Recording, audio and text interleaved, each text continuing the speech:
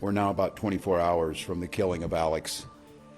And during that time of everything that's happened, I hope everyone's taking away a picture of a life of generosity, service-oriented, and his life's coming into clearer focus. I had the privilege of talking with Michael and Susan, Alex's parents, yesterday, and the heartache in the hours after your son's murdered in front of the world is one thing, but what stood out to me was a parent's desire and their passion to make sure that the story of Alex was told.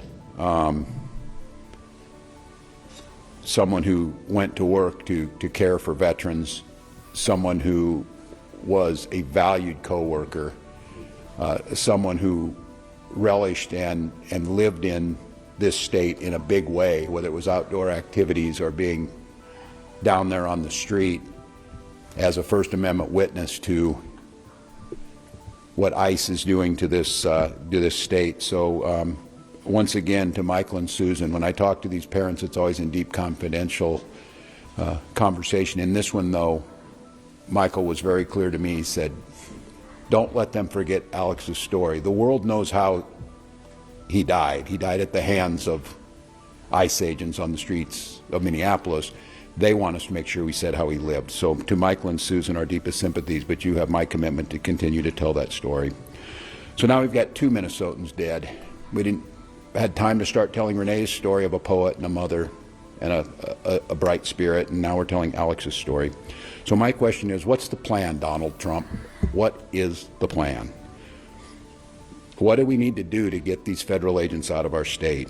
You thought fear, violence, and chaos is what you wanted from us, and you clearly underestimated the people of this state and nation. We are tired, but we're resolved. We're peaceful, but we'll never forget. We're angry, but we won't give up hope. And above all else, we are clearly unified. If it was the intention of Donald Trump to make an example of Minnesota, then I'm damn proud of the example that the world's seeing. We believe in law and order in this state. We believe in peace. And we believe that Donald Trump needs to pull these 3,000 untrained agents out of Minnesota before they kill another person. And we're up here telling another story of a Minnesotan just trying to live their life without the interference. To Americans who are watching this right now, and I don't know, maybe you're watching it with curiosity, bewilderment, horror, scorn, or sympathy. I've got a question for all of you. What side do you want to be on? The side of an all-powerful federal government that can kill, injure, menace, and kidnap its citizens off the streets? Or on the side of a nurse at the VA hospital who died bearing witness to such government? Or the side of a mother whose last words were, "I'm not mad at you"? The side of tens of thousands of peaceful citizens who showed up to march when the wind chill was 40 below because they love this state and they love this country. You're allowed to decide at any point that you're not with this anymore. If you voted for this administration, heck, even if you thought Operation Metro Surge was a good idea, sounded like the thing to do a month ago, you're still allowed to look at what's happening here in Minnesota and say, this isn't what I voted for and this isn't what I want. I ask you not to stand by idly. Speak out, share what you're seeing, and urge others to put politics aside. We're no longer having a political debate, we're having a moral debate. We all want secure borders and immigration enforcement that prioritizes criminals. And I want to thank the press, especially the local press, who has done a deep dive to show that's exactly what Minnesota does. But what you're seeing is not common sense, lawful, or humane enforcement.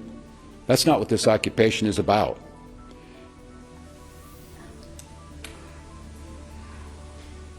Let me say our conversation should not be about, and I know we get asked of what we're doing on there, how many state patrol or police or National Guard I can put on the street. This isn't about how many people I can put on the street.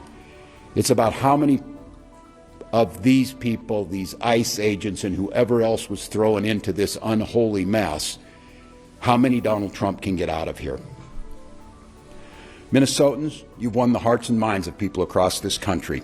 And you've done it through your peaceful, resolved defense of your neighbors and the Constitution.